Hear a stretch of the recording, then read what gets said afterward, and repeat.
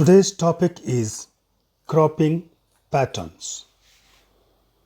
In order to get maximum benefit, crops can be grown in different ways.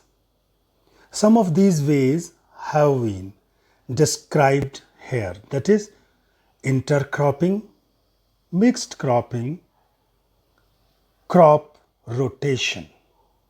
If we use this type of cropping patterns, then we can get more and more from the same field. So let's start with mixed cropping.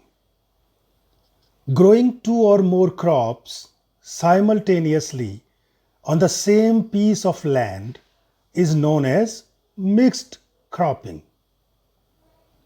Farmers have been growing two or more crops together on the same piece of land for many centuries.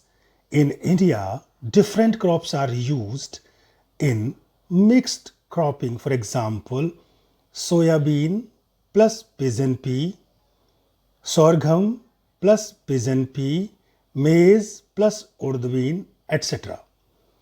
Now, intercropping. It can be defined as growing two or more crops simultaneously in the same field in a definite row pattern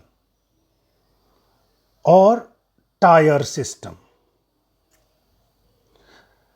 In intercropping, the crops selected are those that have different nutrient requirement so that there is maximum utilization of nutrient available in the soil.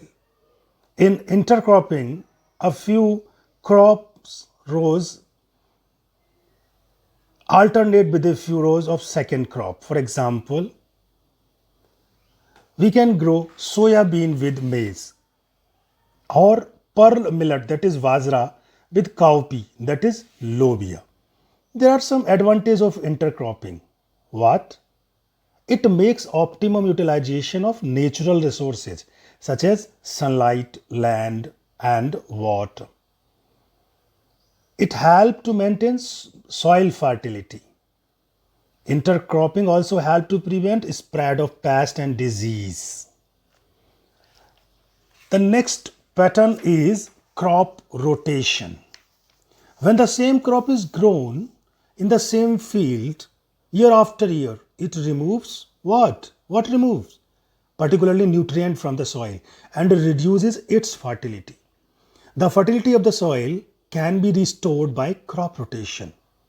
So, growing different crops on the same piece of land in a pre-planned succession is known as crop rotation. In the crop rotation, the leguminous crop like pulses,